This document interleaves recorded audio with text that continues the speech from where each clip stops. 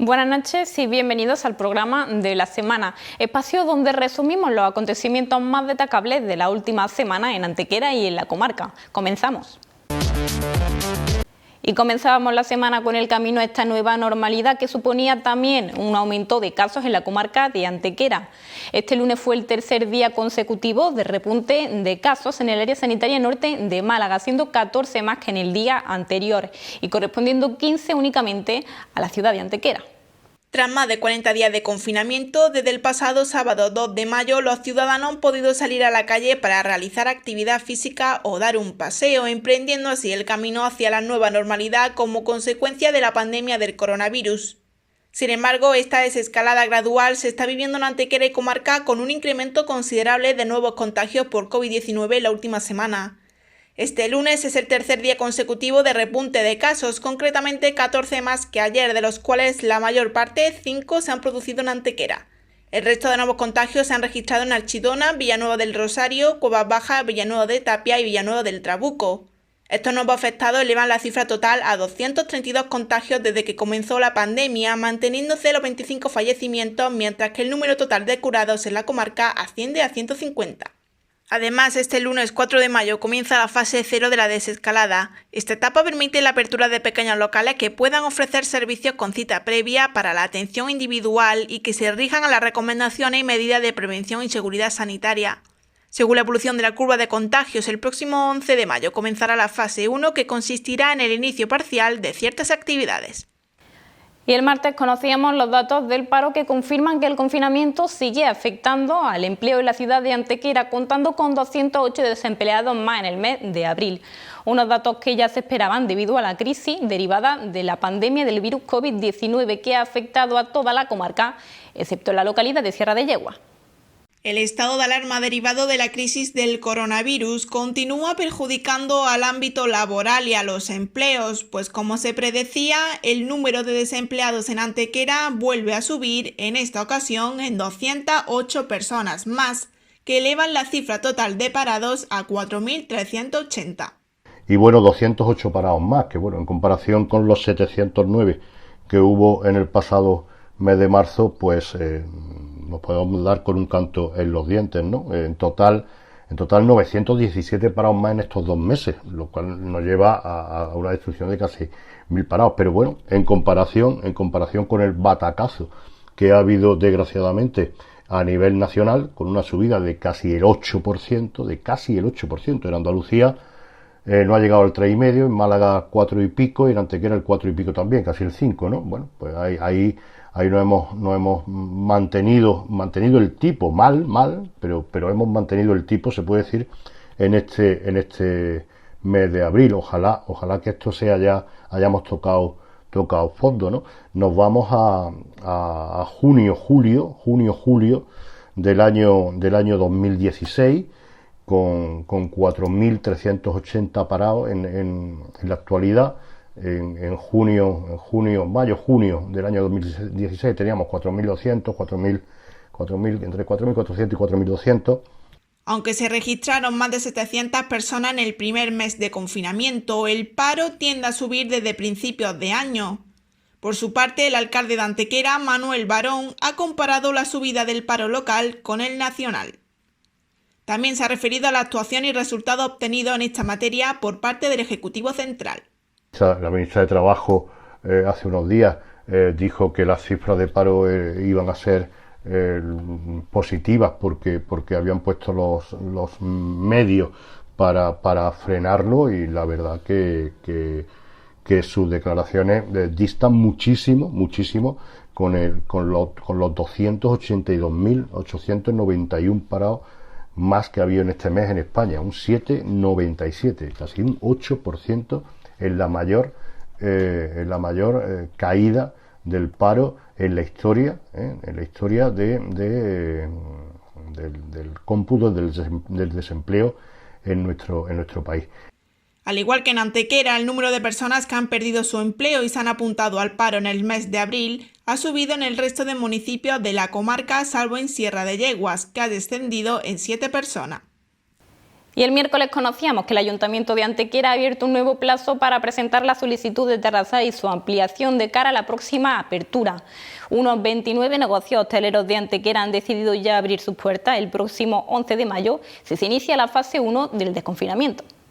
Con el objetivo de apoyar la reanudación de la actividad del sector hostelero, el alcalde de Antequera, Manuel Barón, ha anunciado a través de un bando una serie de medidas generales que complementan el plan reactivante anunciado en abril. El único objetivo de apoyar sin fisura, la vuelta a la actividad comercial, la vuelta a la actividad empresarial, la vuelta a la actividad hostelera, de todos los sectores comerciales, pero especialmente el del sector de la hostelería, por ser, repito, el que tiene mayor incidencia en la vía pública, ya presentamos en el pasado lunes 13 de abril, lo recordarán, va a ser ya mismo un mes, un plan que llamamos el plan reactivante, en el que se establecían medidas de ayuda al sector de la hostelería cuando las circunstancias lo permitieran. Parece que ahora, en fechas próximas, lo van a hacer.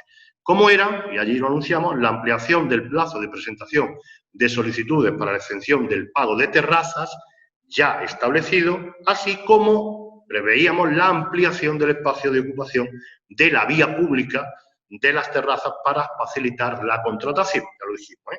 Y, bueno, también anunciamos que se contemplaría, en el momento que la normativa lo permitiera, la ampliación del horario de dicha apertura de esos bares y restaurantes y la organización de eventos culturales, eventos lúdicos en la propia vía pública. Así, bares y restaurantes que lo deseen y no lo hayan hecho antes pueden solicitar de forma telemática una autorización para ocupar la vía pública, así como una ampliación del espacio de las terrazas ya autorizadas de cara a su próxima apertura.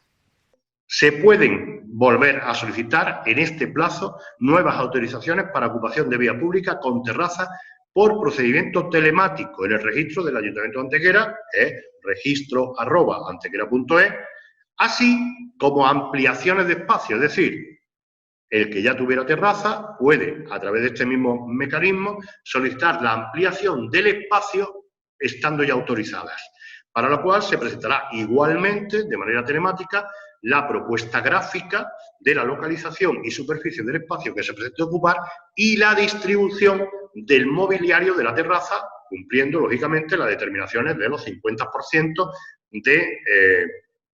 que ha establecido el estado de alarma. Cabe destacar que el Ayuntamiento de Antequera estudiará los casos de forma individual, pudiendo regular la circulación del tráfico rodado en ciertas calles o zonas para favorecer la ampliación de terrazas.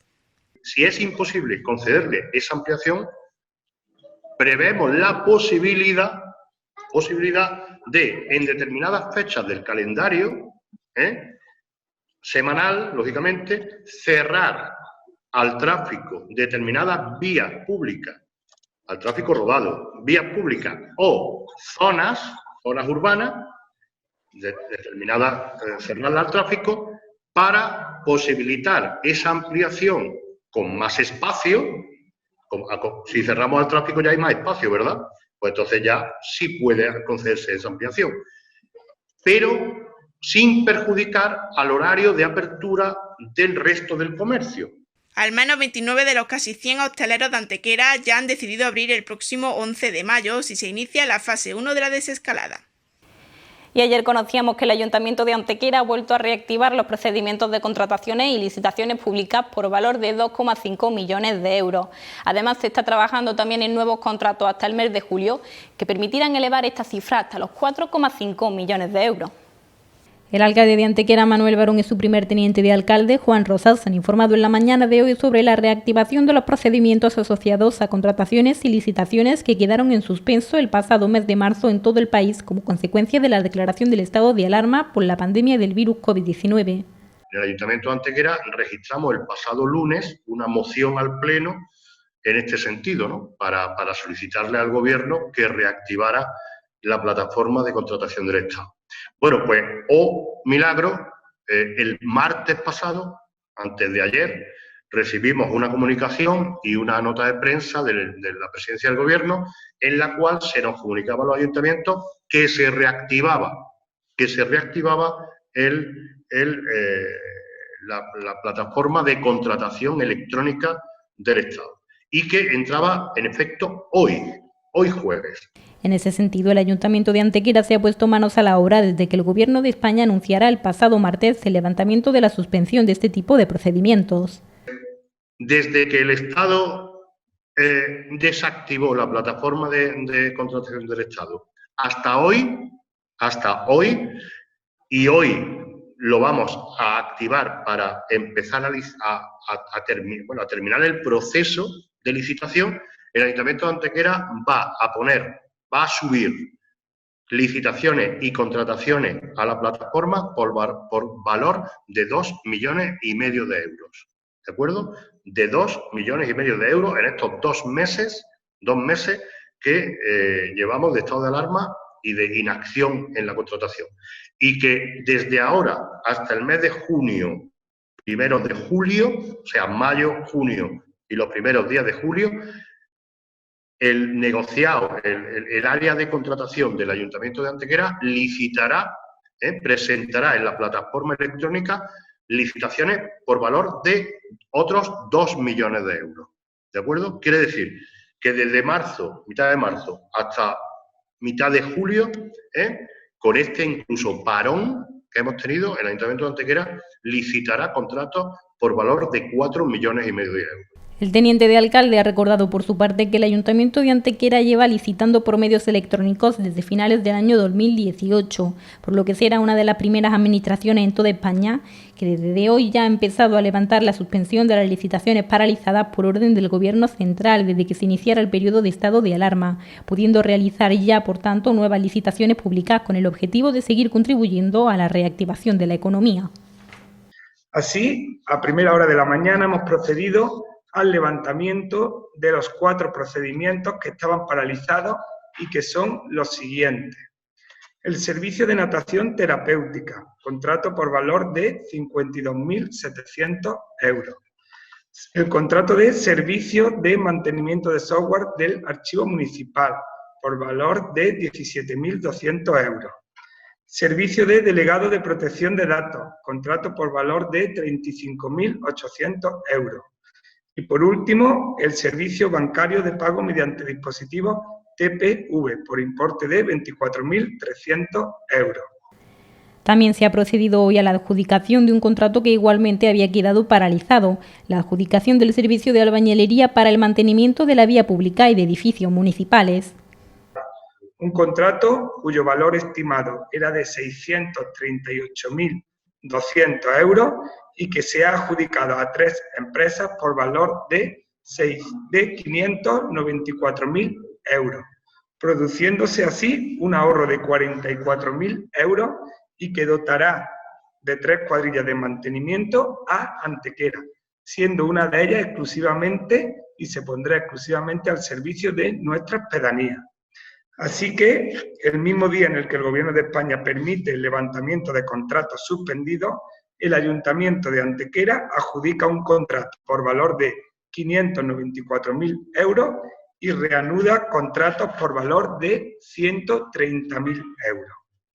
Entre mañana, viernes y el lunes de la semana que viene, se procederá a la adjudicación del contrato de vigilancia y seguridad de edificios municipales, con un valor de 370.000 euros. Y se celebrará la mesa de contratación de forma telemática, la primera en la historia de la ciudad, para continuar el procedimiento de adjudicación de la pasarela peatonal del Arroyo del Alcázar. Rosas ha alabado también el trabajo desarrollado por los técnicos municipales del área de contratación, labor que también permitirá que a partir de mañana se puedan publicar en el portal de contratación del Estado otras 8 nuevas licitaciones. Suministro de combustible para vehículos y maquinaria del Ayuntamiento, contrato por valor de 210.000 euros. Suministro de uniformidad para la Policía Local, contrato por valor de 160.000 euros. Suministro e instalación de elementos recreativos para la zona de recreo de la piscina municipal, contrato por valor de 177.000 euros.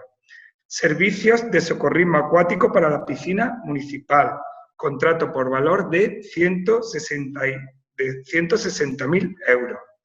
Servicio de mantenimiento del software del portal web del Ayuntamiento, contrato por valor de 29.000 euros. El contrato de seguro de responsabilidad civil del ayuntamiento por un valor de 120.000 euros.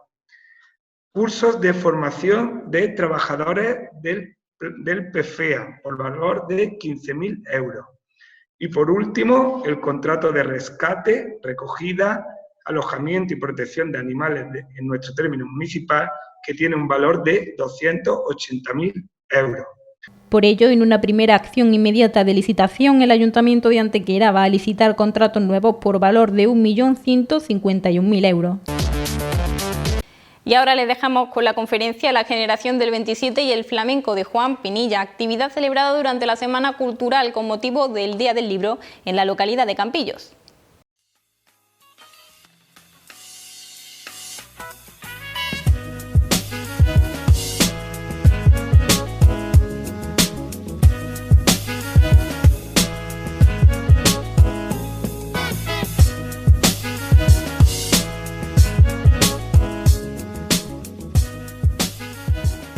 Muy buenas tardes, amigas y amigos y todas las personas que nos sigan a través de esta primera feria del libro virtual que se celebra en Campillos, esta bellísima localidad malagueña a la que me une tanto afecto por muy diversas cuestiones, desde la amistad, que es uno de los sentimientos más nobles y bonitos que pueda experimentar un ser humano, personificada en mucha gente de Campillos, hasta esa enorme tradición que hay hacia el flamenco y hacia la cultura en general.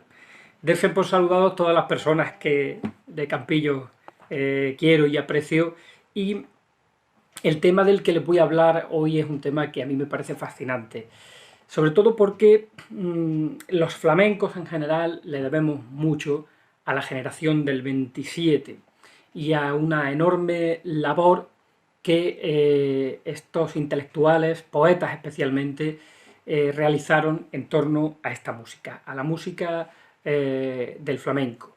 Y va a ser de eso de lo que vamos a hablar, de la generación del 27 y del flamenco. Y les saludo y les mando estas palabras desde mi edificio, desde mi piso, perdón, del Camino de Ronda en Granada, una ciudad que tiene mucho que ver con este tema y con este título, Generación del 27 y flamenco, porque en Granada ustedes saben que nació y murió asesinado Federico García Lorca, uno de los grandes nombres de la generación del 27, uno de los más conocidos, quizá el más universal, ¿verdad? Y también Granada tiene mucho que ver con el flamenco. Desde donde me encuentro, que está muy cerca del centro de Granada, veo casi por una estrechez de aquí del Camino de Ronda la Huerta de San Vicente, que fue el último sitio donde vivió Federico con su familia cuando se vino a confinarse, salvando las distancias de la guerra civil que había estallado, y lo que no sabía es él, el hijo más pródigo de Granada, es que iba a ser asesinado por sus propios compatriotas. Bien, dicho esto, creo que para abordar esta charla, que va a ser ilustrada con mis cortísimos conocimientos de guitarra, yo soy cantador, como ustedes saben, o aficionado, si prefieren, que es quizá el culmen de cualquier artista, de cualquier cantador que le digan aficionado. Voy a intentar ilustrar porque la cuestión da para ello, ¿verdad? Y creo fundamental, para darle la importancia que requiere el mundo del flamenco y sobre todo la generación del 27 y el trato que dispensó, el maravilloso trato que dispensó al flamenco, hay que ponerse en antecedentes, ¿verdad? Porque cuando hablamos de la generación del 27 ya hablamos de los años 20, casi los años 30, en los que el flamenco ya gozaba de cierto prestigio y de cierto reconocimiento, pero fueron ellos efectivamente, y venían de atrás, los que de alguna manera le dieron ese pundonor intelectual en el mundo entero. Fíjense, Federico García Lorca escribiendo aquel poema de Cantejondo, que aunque no eran todo métricas populares, pero sí que había muchos poemas interesantes dedicados al cante flamenco. Es decir, hoy día cuando adaptamos el poema del cante jondo de Federico o canciones, hacemos adaptaciones, pero no son cantables todos los poemas, o en cualquier caso habría que descomponer el flamenco en sí para adaptarlo a la poesía, cosa que me parece muy lícita. Bien. Ese Miguel Hernández, que además muy poca gente sabe que es, también cantaba y que escribía como repentista, les recomiendo, si les interesa Miguel Hernández, que para mí es uno de mis favoritos, un libro del desaparecido flamencólogo y investigador murciano José Gelardo, en el que habla precisamente de Miguel Hernández y el flamenco, cómo compuso letras para el niño de Orihuela, que era el niño de Sorihuela, lo que pasa es que ha pasado como niño de Orihuela, era cantador de Jaén, para el niño de Fernán Núñez, e incluso compuso el himno del equipo de fútbol del Orihuela. Es decir, Miguel Hernández tuvo una amplísima relación con el mundo del flamenco, también Juan Ramón Jiménez, como vamos a ver, pero los antecedentes, vamos a ser muy sucintos, vamos a hablar así muy por encima. El flamenco es una música que, como saben ustedes, nace en Andalucía y nace como consecuencia de todo ese crisol, de toda esa amalgama de pueblos, de lenguas, de religiones. Todo ha influido en la gestación máxima del flamenco. Esa música, esa cultura popular que hunde las raíces en esta tierra, en Andalucía. No nace en ningún otro sitio del mundo, ni la trae nadie. Es decir, toda la mezcla de bizantina, de los árabes, por supuesto, tanta influencia, tantísimos años aquí en España, tantos siglos, de los romanos, de la música mozárabe, la jarcha, de los lamentos judíos, sefardíes, toda esa conjunción de cantos, incluso cantos gregorianos, toda esa mezcla de lenguas y de historias y de pueblos que ha sido Andalucía a lo largo de los siglos, ha conformado esa cultura, nuestra forma de hablar. El flamenco tiene mucho que ver con nuestra forma de hablar y de expresarnos, y el paisaje en el que se desenvuelve el flamenco. Por lo tanto, es una música y una cultura que nace únicamente en Andalucía, y lo hace entre la gente más pobre, entre la gente más llana, entre las clases más populares, entre las capas populares andaluzas. Es una música que emana del pueblo, que brota del pueblo y que se basa, el cante especialmente, en la literatura popular. Es decir, hablamos de flamenco y generación del 27, hablamos de flamenco y poesía, y parece prácticamente una redundancia, porque el flamenco es poesía, está basado en la poesía popular. A veces eran personas anónimas de los pueblos que con una capacidad, eran repentistas, eran troveros, eran poetas populares, y con una capacidad de síntesis escribieron cosas tan maravillosas como, por ejemplo, le dijo la lengua al suspiro, salte a buscar palabras que digan lo que yo digo. Fijaros qué cosa más linda, escribió o compuso una persona que no sabemos su nombre y que lo sintetizó todo en esos 3 versos. O, por ejemplo, la noche del aguacero. Este ejemplo se lo pongo mucho a los jóvenes, a los niños, cuando voy a los institutos a hablarles para que se enganchen al flamenco. Les digo, la noche del aguacero, ¿dónde te metiste que no te mojaste el pelo? Fijaros qué historia de celo hay ahí, ¿verdad? Y qué manera, con palabras tan sencillas, pero qué manera de resumir todo el Otelo de Shakespeare en 3 versos, en una soleá, si ustedes quieren. Hay por ahí, creo, no sé si en Ronda, pero hay un escritor que hizo algunos versos de los que hoy día canta todo el mundo, pero que son absolutamente flamencos y rezuman y saben a populares. Soledad no es estar solo, es que yo te quiera a ti y que tú quieras a otro. Eso es el flamenco, esa sencillez, esas palabras escogidas de nuestro acervo popular para decir lo máximo condensado en tan poco. Dice el periodista Paco Espínola que el flamenco es la primera música telemática de la historia. Por eso, porque se condensa de esa manera un lenguaje tan, un mensaje, quiero decir, tan absolutamente fascinante. Por lo tanto, esto para decirles que el flamenco, el cante especialmente, que parece que fue lo primero que hubo, aunque hay quienes apuntan por ahí que la guitarra pudo ser anterior, En cualquier caso, nosotros conocemos a Tío Luis de la Juliana como el primer artista flamenco, que era un cantaor, y después vinieron tantos y tantos nombres de cantadores especialmente que han trascendido. Bien, está basado en la poesía, por lo tanto hablamos de poetas. Y si no poetas, los cantaores, que muchos de ellos, como en el caso de Silverio, componían sus propias letras, tenían que interpretar la poesía popular o amoldarla a su propio sentimiento, a su propia forma de sentir. El cantador no podía mentir, tenía que expresar lo que estaba sintiendo en ese momento. Bien, dicho esto, es por tanto el flamenco una música que nace en la clase obrera. Además, prueba de ello es que el flamenco se asienta sobre cantes de trabajadores, es decir, pocas músicas populares habrá donde se acuñen más cantes de trabajadores como en el flamenco. Les pongo un ejemplo. Cantes del campo, cantes de arriero, que se les llaman trilleras, que se les llaman cantes de labor, cantes de las minas o cantes de los mineros, cantes de las javeras, mujeres malagueñas que recogían habas y las vendían pregonándolas, cantes de fruteros que pregonaban también. Existe una infinidad de cantes del trabajo porque el flamenco se asienta y nace, como les digo, entre las clases populares y trabajadoras andaluzas. Bien. ¿Y qué ocurre? Que el flamenco nace en esas condiciones, especialmente de marginalidad, de gente muy pobre que sufrían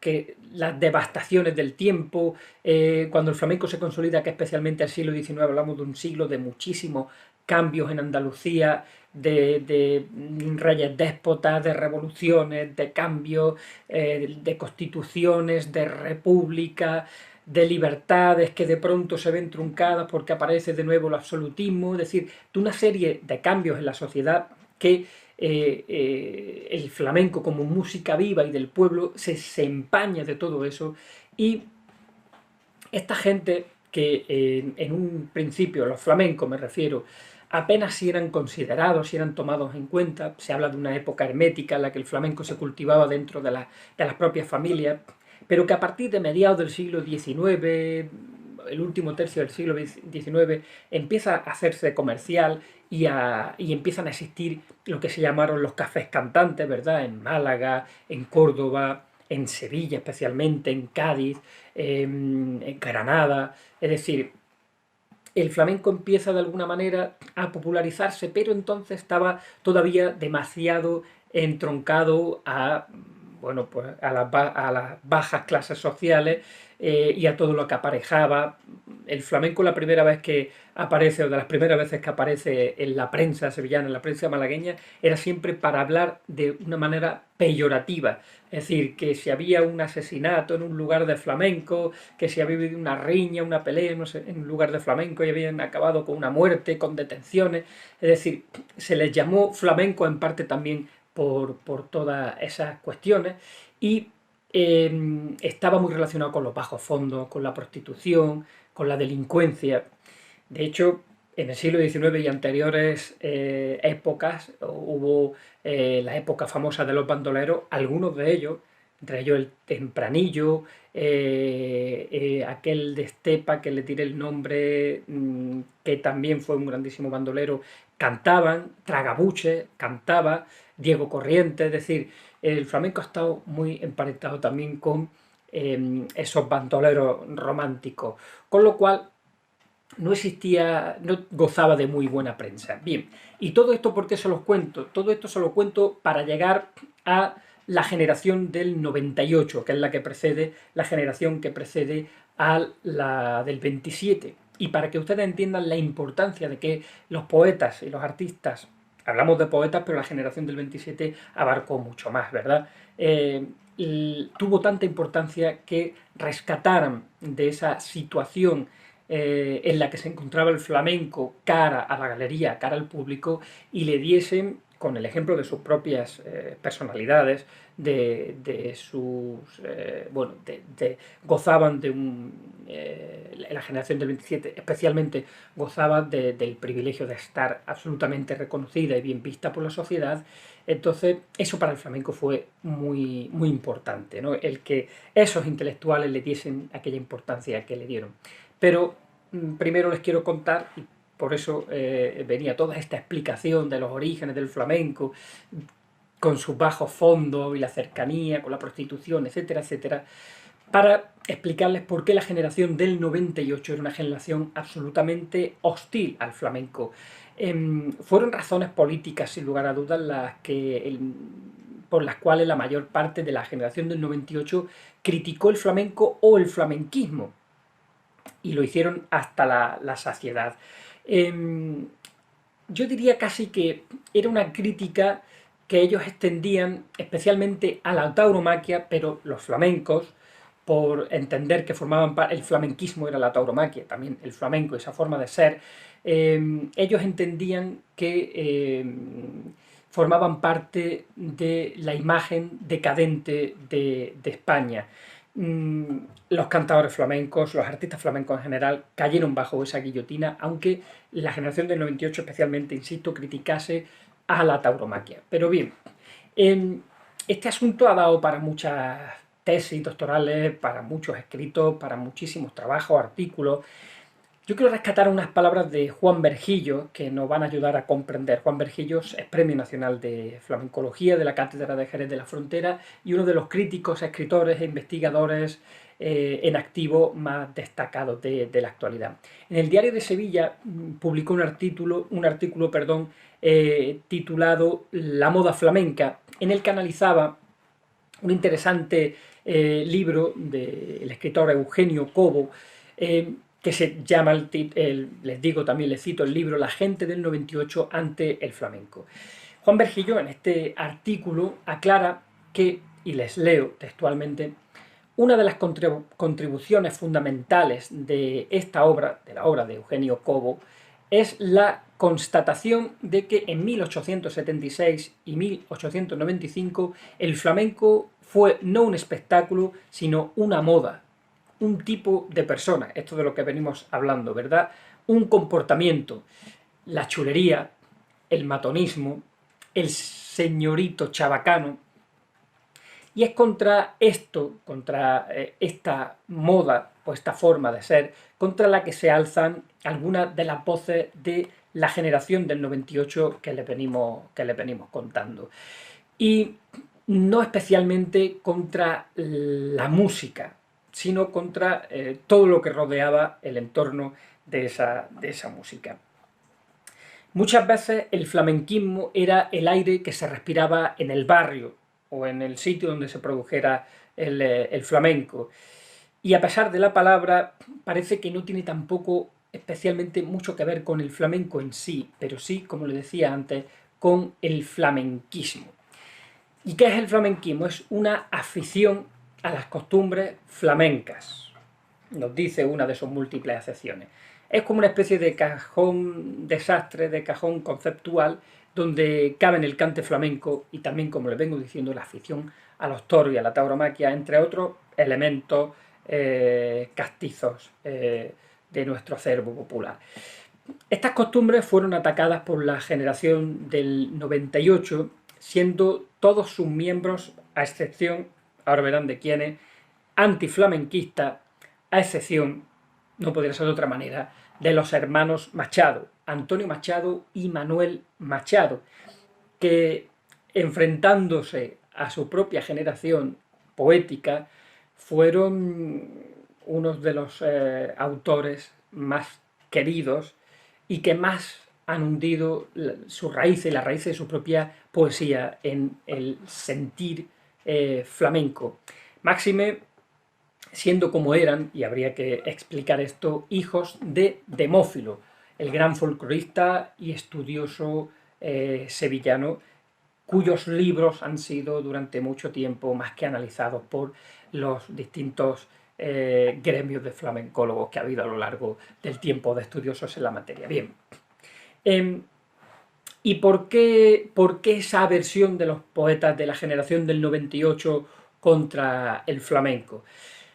La debilidad exterior, estamos situándonos en finales del siglo XIX, la debilidad exterior en la que se situó España por la pérdida de las colonias en 1898, más los estallidos revolucionarios internos que se habían sucedido, las guerras civiles, esos enfrentamientos de los que hablamos y que sacudieron todo el siglo XIX, golpe militar tras golpe militar.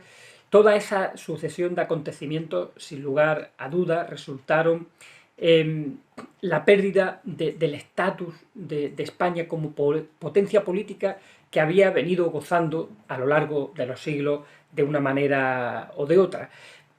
Y esa situación política y social, que tuvo reflejo, por supuesto, también en muchas letras del flamenco, que sería curiosísima otro día analizarlo, cómo los flamencos y las flamencas cantaban a esa sucesión de acontecimientos que se dieron en el siglo XIX, les decía que fue esa pérdida del estatus de potencia política de España frente al extranjero la que insufló una visión muy pesimista en la mayoría de los autores de la generación del 98. Estos miembros intelectuales, poetas, la mayoría de esta generación, fueron absolutamente hostiles, como les he dicho, hacia el flamenco, salvo los hermanos Machado, por esa particularidad de haber nacido en Sevilla, de haber escuchado desde pequeños el flamenco y de haberse criado nada más y nada menos que al lado de su padre, el gran Demófilo. Por lo tanto, la influencia paterna en ellos pesó muchísimo y al paso de tantos años, casi un siglo después, siguen siendo tanto Manuel como Antonio Machado de los artistas más absolutamente cantados por los flamencos en la actualidad. Bien, entonces fue toda esa mezcla de acontecimientos políticos y sociales, ese pesimismo impregnado en la sociedad que sin duda tuvo reflejo en sus artistas y en sus poetas y que sin lugar a duda influyó para que viesen los de la generación del 98 en los valores del flamenco un ejemplo de decadencia española. ¿Y por qué se daba esto? Se daba esto también porque algunos de ellos observaron que en otros países europeos que les iban las cosas mucho mejor que a nosotros, no existía el componente flamenco, decían algunos de los estudiosos. Bien,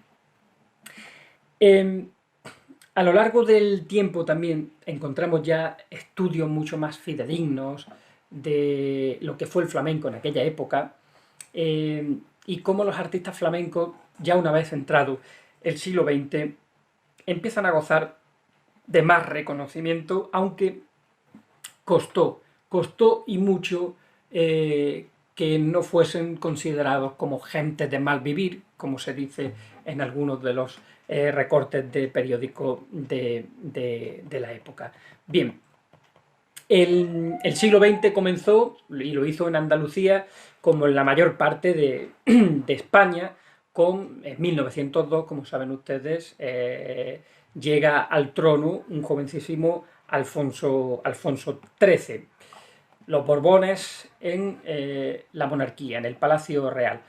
Fue en 1902 y se ha escrito muchísimo sobre la relación del monarca y algunos artistas flamencos. Y permítanme, ya que me dirijo a Málaga, ya que me dirijo a Campillo, al pueblo de Campillo y a Málaga, que repare un poco en el mítico, cantaor mítico, incluso en vida llegó a ser mítico, Juan Brevas, cantaor de Vélez Málaga, que se libró muy pronto de la mili, de acudir a la guerra, no recuerdo bien ahora si fue la guerra se libró de ir a una de las guerras de mediados del siglo XIX, que fue donde él nació, cuando él nació, y por lo tanto, debido a esa circunstancia, él se dedicó pronto al flamenco. Por cierto, se llamaba Antonio Ortega Escalona, era de Vélez Málaga, pero en la historia se le conoce como Juan Brevas porque adquirió el nombre artístico de su abuelo, llamado Juan Ortega, y que vendía brevas que recogía por la sierra aquella de la Sarquía de Vélez Málaga. Bien, Me detengo en Juan Breva, pues como deferencia a mis amigas y amigos de Campillo, como por ser un artista malagueño y porque se habla mucho de la relación que tuvo con Alfonso XIII. Lo cierto es que a quien cautivó él fue Alfonso XII, al padre de Alfonso XIII, pero saben ustedes que murió estando María Cristina estando embarazada de Alfonso XIII, es decir, se dio aquello que la historia ha llamado como la regencia de María Cristina hasta que Alfonso XIII tuvo la suficiente edad como para tomar el trono, que fue en 1902, como les vengo diciendo. Y Juan Breva fue el único, y subrayo lo del único cantaor, porque se habla de muchos cantaores que actuaron para el rey Alfonso XII, para el rey Alfonso XIII, pero el único que lo hizo en el Palacio Real fue el cantaor malagueño Juan Breva. Es decir, imagínense ustedes hasta qué punto este hombre llegó a ser, fue uno de los padres de la malagueña. Digo uno de ellos porque posteriormente Chacón también le daría forma, la Trini, es decir, muchos cantadores le han dado forma al cante por malagueña, pero Juan Breva fue sin duda el primero, es decir, que el que de alguna manera ralentizó los cantos populares que se hacían por toda la provincia de Málaga y les fue dando forma. Bien, todo esto para explicarles que Juan Breva fue el primero que cantó en el Palacio Real y la primera vez que lo hizo, además, el rey Alfonso XII, el padre de Alfonso XIII, se quedó tan cautivado con él que le preguntó ¿qué puedo hacer por ti? Y él le pidió que librara a su compadre de un presidio militar, que estaba el compadre, y efectivamente lo sacó de la cárcel. Cuando se encuentra con Alfonso XIII en una visita del joven rey a Málaga, Juan Breva todavía era el gran cantaor, mítico cantaor que había pisado los más importantes teatros nacionales, y Alfonso XIII se quedó de nuevo maravillado por él, le pidió que podía hacer, y Juan Breva le recordó que su padre le había concedido una paga vitalicia que ahora el gobierno se le había quitado. De nuevo, otro Borbón que ayudó a Juan Breva, porque si Alfonso XII lo ayudó en su día, también Alfonso XIII le recuperó esta paga. Bien, se hablaba mucho, como les digo, de la buena relación que tenía Alfonso XIII con algunos artistas flamencos, entre ellos el cantaor malagueño Juan Breva, en quien me he detenido por explicarle una anécdota malagueña. Pero fíjense lo que son las cosas. Aquel grandísimo cantaor de quien decía Federico García Lorca, ahora ya estamos entrando de nuevo en la generación del 27, que tenía voz de niña y cuerpo de gigante, aquel grandísimo Juan Breva le ocurrió lo que le ocurrió a muchos flamencos, incluso a los que llegaron a hacerse famosos en vida como él y que consiguieron reunir grandes sumas y cantidades de dinero, que murió absolutamente en la miseria. De hecho, tuvieron que vender incluso una pillacorbatas de oro que le había regalado Alfonso XII para pagar su entierro, porque Juan Breva murió ciego y en la miseria. Fíjense lo que son las cosas. Federico también lo dice en uno de sus poemas, como Homero murió ciego, dice Federico, y en la miseria. Bien, continuamos antes de llegar a la generación del 27, porque es muy importante explicarles. El siglo XX, como les digo, comienza en Andalucía con el reinado de Alfonso XII y sería un andaluz también quien en 1923 diera un golpe de Estado e impusiera una dictadura.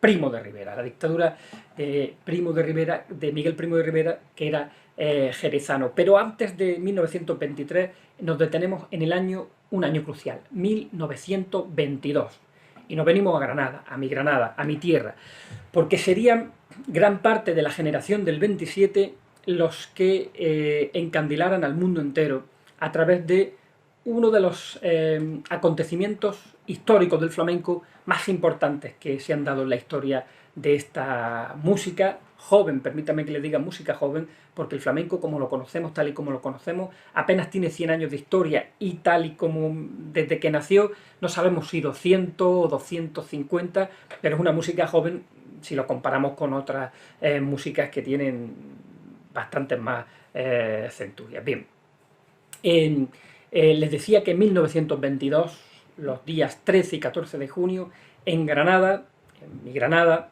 la tierra de Federico García Lorca, se produjo quizá uno de los acontecimientos más importantes de la historia del flamenco, sin lugar a dudas, con letras de oro. El primer concurso de cante hondo.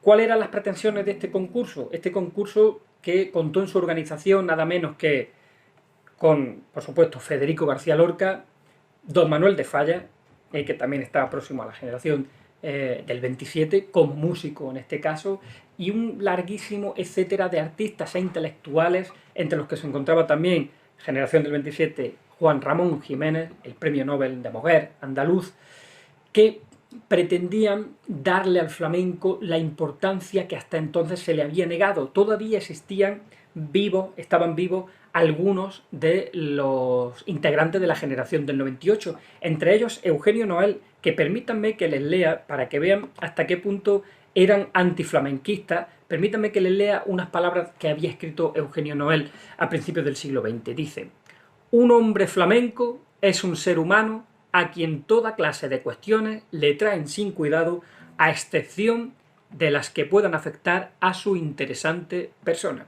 Bueno, ahí se pueden hacer ustedes una idea de cómo veían a los flamencos los de la generación del 98. Y todavía Eugenio Noel escribía en la prensa y arremetía duramente contra los flamencos.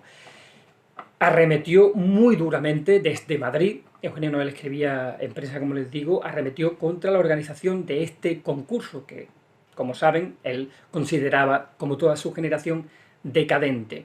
Pero fue un concurso que recaudó una suma importante de dinero y que buscaba la pureza del cante. ¿Y por qué se hizo esto? Porque ya a finales del siglo XIX y principios del XX se dio un movimiento dentro del propio flamenco que se llamó la ópera flamenca. ¿Y qué era la ópera flamenca? Bueno, los artistas empezaron a dejar los cafés cantantes, empezaron a dejar las salas en las que habían subido por primera vez a los escenarios y se agruparon en torno a trupes de artistas que recorrían toda la geografía nacional, incluso viajaban al extranjero en barcos entonces, incluso a América, realizando giras en plazas de toros, en grandes teatros, donde intervenían a veces incluso hasta 20 cantadores, había humoristas también, había un espectáculo de variedades que dio mucha vida a los artistas flamencos, pero dejaron de cantar los cantes más serios, como eran, por ejemplo, la seguirilla, la soleá, las tonás, los cantes considerados primitivos y que eran apreciados por los grandes aficionados al flamenco, y sin embargo le dieron más salida a cantes que al público. Hablamos de épocas en las que ni siquiera había sonido, es decir, la mayoría de los artistas de la ópera flamenca tenían mucha potencia en la garganta y conseguían levantar al público con su fandango y con las letras de fandanguillo. Ahí hubo un sinfín de cantadores que crearon sus propios fandangos, su propio estilo inconfundible. Pues imagínense ustedes, de Manuel Vallejo, La Niña de la Puebla, La Niña de los Peines, Pepe Pinto, Pepe Marchena, Niño de la Huerta. Ahí estamos hablando de todo lo grande de lo que se llamó la época de oro del flamenco, Manolo Caracol, sin lugar a dudas, pero que de alguna forma habían dejado, no porque no los cultivaran bien, sino porque no los necesitaban, habían dejado de lado los cantes flamencos tradicionales para darle más salida al fandango, porque era lo que más llamaba la atención entonces al público, que llenaba las plazas de toros de toda la geografía. Bien, en ese sentido se organizó el concurso de 1922, auspiciado por gran parte de esa generación del 27, y ese concurso de 1922 se hizo para que de alguna forma los artistas que participaran, los cantadores, fuesen no profesionales, es decir, no querían profesionales de la ópera flamenca, querían artistas poco conocidos. Y de ese concurso salió, por ejemplo, un primer premio fue a parar al famosísimo, y entonces tenía 13 años, jovencísimo, Manolito Caracol, y el otro primer premio se compartió la limón con el Tenaza de Morón, un viejo, en la época, en 1922, tener 63 años era tener muchísimos años, que había venido andando desde Puente Genil, donde vivía, aunque él era de Morón de la Frontera, y que era el favorito del jurado, todo hay que contarlo. Lo que ocurre que el padre de Manolo Caracol, viéndoselas venir el día de antes, le dijo: tenazas tuyo, nos vamos a tomar una copita de vino aquí, que nos vamos, que tal, que tú eres el primer premio, que has cantado. Y el viejo pobretico mío al día siguiente con un resacón tremendo porque se bebieron las viñas de Domecq. Pues el propio jurado se sorprendió y decía: hay que ver a este hombre que no está en sus facultades plenas como ha estado estos días anteriores. Bien, una anécdota que queda ahí en los anales de la historia del concurso de 1922. Por lo tanto, frente a la zozobra y el antiflamenquismo de la generación del 98, fíjense que la mayoría de los intelectuales de la generación del 27, una gran parte se encontraban en la organización de este concurso, incluso ponían parte de su empeño, parte de su tiempo, lo dedicaban en levantar o sacar el flamenco de esa mala fama en la que se encontraba. Como ustedes saben, después se proclama la República en 1931 y bueno, esto nos daría ya para hablar desde muy distintos ámbitos, porque la generación del 27, la mayoría de ellos, como saben ustedes, fueron exiliados, como muchos de los artistas flamencos. Bien. Muy importante también el torero Ignacio Sánchez Mejía, que tenía un romance con la bailaora argentinita, muy amiga de Federico García Lorca, y también muy importante el cantaor Manuel Torres, de quien decía Federico García Lorca que tenía tronco de faraón y cultura en la sangre. Fíjense qué cosa más bonita, qué manera de llamar a la genética, ¿no? en cuestiones poéticas. Y fueron muy importantes también en el concurso de Cantejondo, y fue Sánchez Mejía en aquella época el que patrocinó de alguna manera o produjo el espectáculo en las calles de Cádiz, que por aquellos años, y auspiciado por la Argentinita, era de lo más sonado. Bien, y llegamos a esta generación absolutamente brillante. Hacía muchos siglos que no se concentraba un número de artistas tan importante y con tanta repercusión, entre los que se encontraba Luis Cernuda, por supuesto Federico García Lorca, Miguel Hernández, Rafael Alberti y un larguísimo etcétera de artistas. Insisto, la generación del 27 fue un movimiento cultural que para el flamenco significó un antes y un después. A partir de los esfuerzos de estos artistas, de estos nombres tan importantes como el propio premio Nobel Juan Ramón Jiménez, y como un larguísimo etcétera de personalidades del mundo de la literatura enmarcadas dentro de la generación del 27, sus esfuerzos por dignificar el arte flamenco, a pesar de lo que costó después de la guerra levantar esta música, pero dieron sin duda sus resultados, porque el flamenco llegó a ser conocido en el mundo entero y empezó a ser apreciado. Hoy día todavía seguimos recogiendo los frutos que sembraron estos grandes artistas de la poesía para con respecto al flamenco. Federico García Lorca, Rafael Alberti y Miguel Hernández, fundamentalmente, permítanme que me centre en ellos, pero han sido los artistas, junto con los Machado, los artistas, los poetas más cantados por los artistas flamencos. Daría para mucho rato explicarles cómo cada uno de estos poetas, incluidos los Machado, aunque sean anteriores, han sido grabados a lo largo de los tiempos, estando prohibidos muchos de ellos. Algunos de los artistas flamencos intentaron y grabaron y colaron al régimen franquista algunas grabaciones. Otros, como el caso de Enrique Morente, no pudieron publicar. En 1972 grabó el homenaje a Miguel Hernández, no pudo publicarlo, sí lo hizo en México el poema Andaluces de Jaén, que hoy día está considerado un himno de la provincia de Jaén. Aceituneros altivos, decidme en el alma quien trabaja los olivos andaluces de Jaén, porque era considerado absolutamente subversivo por el régimen. Bien, Federico García Lorca dedicó muchísimas páginas al flamenco, a los gitanos especialmente. Tiene una teoría del duende, una conferencia que ofreció poco antes del concurso de 1922 en el Centro Artístico de Granada, que yo les recomiendo a ustedes que la lean. Y Federico, como les digo, ha sido uno de los más queridos, especialmente por su debilidad por el pueblo gitano andaluz, por esa manera de retratarlo desgarradora, absolutamente desgarradora en sus poemas.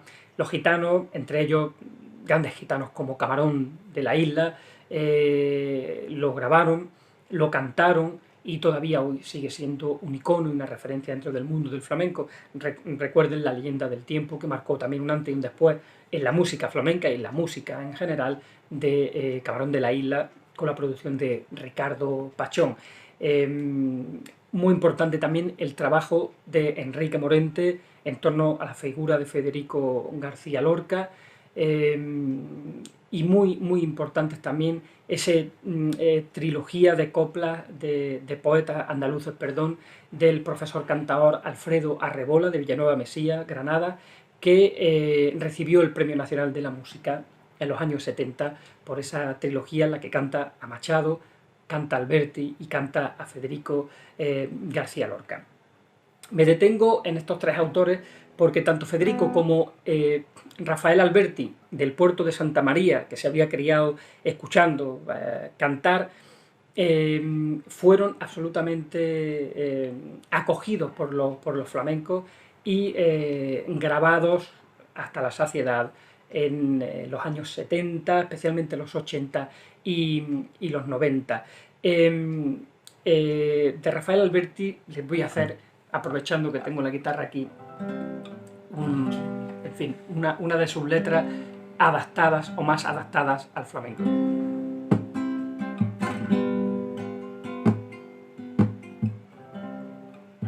Si mi voz muriera en tierra, a llevarla al nivel del mar. Si mi voz muriera en tierra y nombrar la capitana de un blanco baje de guerra, deseando una cosa, parece un mundo, luego que se consigue, tan solo es humo, tan solo es humo, tan solo es humo, deseando una cosa, parece un mundo.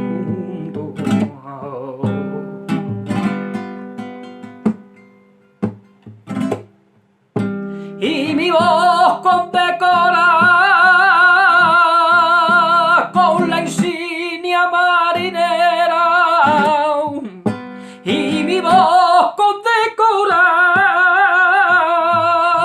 sobre el marinero el ancla, y sobre el ancla una vela, y sobre la vela el cielo, y sobre el cielo una estrella, y deseando una cosa, parece un mundo, luego que se consigue, tan solo es humo, mare, tan solo es humo, deseando una cosa, parece un mundo.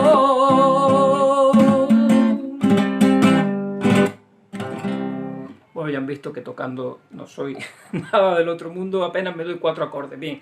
Pero era un ejemplo, esto lo grabó Enrique Morente, lo han grabado muchísimos artistas a lo largo de la historia, de cómo se le ha cantado a Rafael Alberti.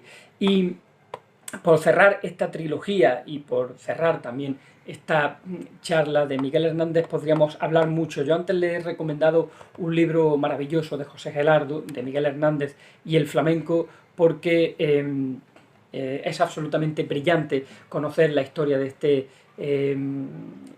absolutamente humilde pastor oriolano, que a través de sus primeros encuentros bucólicos y de sus primeras lecturas que él mismo se propiciaba, pudo comprender el sentido de la literatura y pudo crear ese universo absolutamente rico en paisajes, rico en figuras retóricas y en imágenes. y relacionarlo con el flamenco y con la música que él cultivó también, porque cuentan por ahí que era repentista, que incluso se cantaba algo y que componía letras, como le he dicho antes, para algunos cantadores de la época de la ópera flamenca de las que le hablo, como Niño de Fernán Núñez o El Niño de Orihuela. Bien, a Miguel Hernández se le ha cantado muchísimo, muchísimo. Se le ha cantado, yo creo que la mayoría de los grandes artistas actuales, desde Carmen Linares, Enrique Morente, el propio Camarón de la Isla, no sé si han escuchado ustedes, tiene grabado aquello del pez más viejo del río, de tanta sabiduría, que es precioso, un fandango del Gloria, ritmo, le toca la guitarra, ritmo de Huelva, precioso. Yo creo que los grandes artistas actuales de la historia del flamenco, de la historia más reciente, casi todos le han dedicado algún ratito a Miguel Hernández. A mí, por encontrarme en Granada, me gustan especialmente las versiones de Enrique Morente, las he conocido más de cerca y me gustaría hacerle algo pequeñito del poema Sentado sobre los muertos que grabó Enrique Morente de Miguel Hernández. Dice: que mi voz suba a los montes, que baje a la tierra y truene, eso pide mi garganta desde ahora y desde siempre, y cantar y repetir a quien escuchar me debe, cuanto a tierra, cuanto a pobre, cuanto a niño se refiere.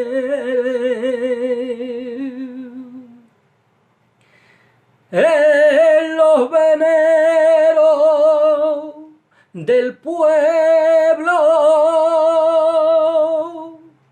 desde ahora y desde siempre, varios tragos en la vía y un solo trago la muerte.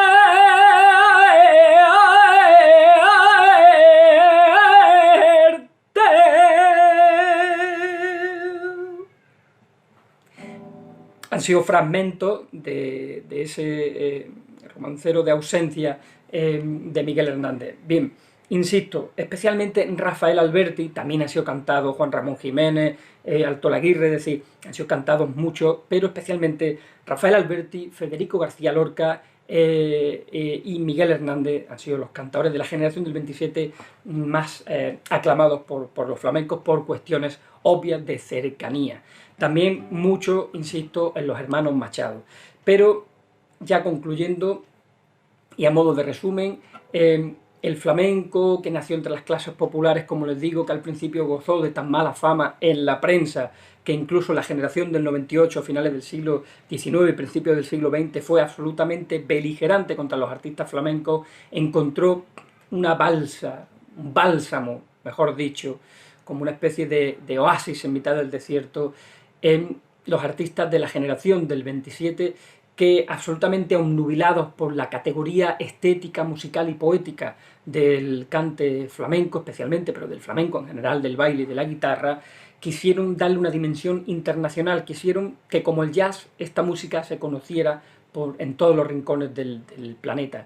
Y ese empeño de la generación del 27 sirvió sin lugar a duda para que los artistas flamencos alcanzaran ese reconocimiento tan ansiado y que finalmente hoy día, incluso en tiempos del confinamiento como los que nos encontramos, sigan gozando de los privilegios y de los privilegios de sentirse hijos de esta tierra y profesar una música popular difundir por el mundo entero una música popular que la crearon mujeres y hombres que no sabían leer ni escribir y que sin embargo escribieron algunas de las páginas, válgame la imagen y válgame la comparación, algunas de las páginas musicales más importantes de la historia de la música del siglo XX.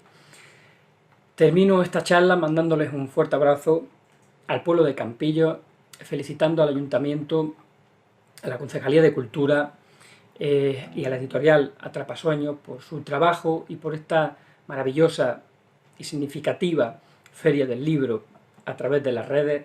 Les mando un fuerte abrazo y les pido que sigan quedándose en sus casas, que seamos todos, de alguna manera, somos responsables de forma colectiva de nuestro futuro, hoy más que nunca, y que juntas y juntos conseguiremos salir de esta situación en la que hoy nos encontramos. Salud, muchos libros, leer en estos días es crecer como personas y es fundamental para ser mucho más libres y para ser, incluso, diría yo, mejores personas, pero en cualquier caso, mujeres y hombres libres, a quienes nadie el día de mañana pueda engañar. Fuerte abrazo y salud para todos.